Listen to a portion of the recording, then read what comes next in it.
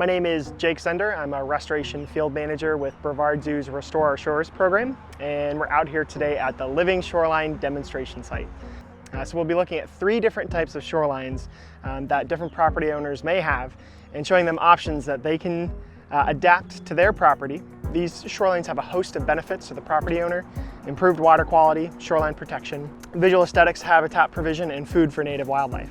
Right now, we're on a natural shoreline that's armored on one side by riprap, a rocky shoreline, usually coquina boulders. But what you can do if you have a natural shoreline is take native vegetation that already lives along our shorelines and replant it. Things like red mangroves, like we have here, also black mangrove, and then farther out, you can put in an oyster reef. And these are great at breaking down wave energy to slow down the waves before they get to your shoreline and start eroding your property.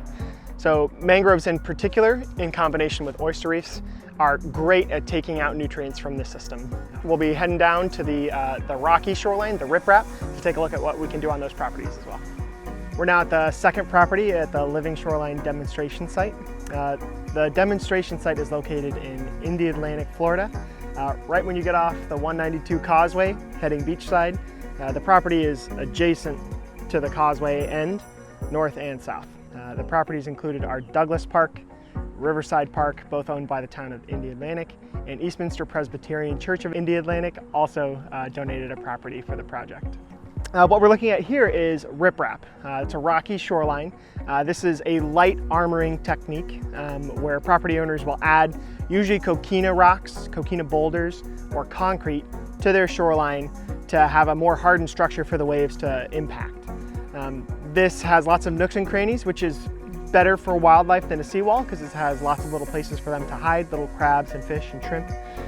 But it's still not great. Ideally, our first example is what we would like to have all of our properties look like: a nice naturally sloped shoreline with native vegetation and an oyster reef. That being said, we can adapt living shoreline techniques to a lightly armored shoreline like this rocky revetment. So what we can do is we can add an oyster breakwater, much like we did at the first project site, either at the toe, the leading edge of the rocks, or a little farther out. And that just kind of helps slow down the waves before they even get to the shoreline.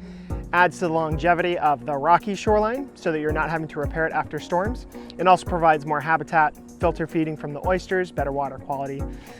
We can also pair it with native vegetation. Red mangroves are an excellent choice. They can handle being on the lower side near the water. And they can also handle being a little higher up where they'll get kind of seasonal inundation of water.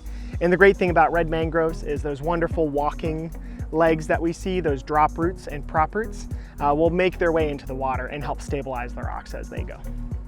So we're at our third and final property, which is Douglas Park, owned by the town of Indian Atlantic. This park features a seawall wrapping around the majority of the property, which is the hardest armored structure that we normally see in Brevard County. Lots of properties along the Indian River Lagoon have some form of seawall or bulkhead. Douglas Park is actually an excellent test piece for living shoreline methodologies. We had Hurricane Matthew in October 2016 come through and do some pretty serious damage to the south side of the property, costing tens of thousands of dollars to repair, not even to replace the seawall, just to repair it.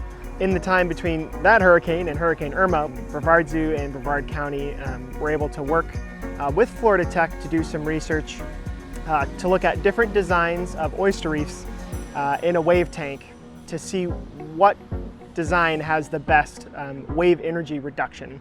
Fast forward ahead to Hurricane Irma in 2017, after these reefs were installed, and we saw no damage. These features, these living shoreline modifications that we can do to properties do have economic benefits to the property owner, in addition to improvements to the lagoon itself. There's lots of options that we have to modify different property types. Come out and see the Living Shoreline demonstration site here in Indian Atlantic.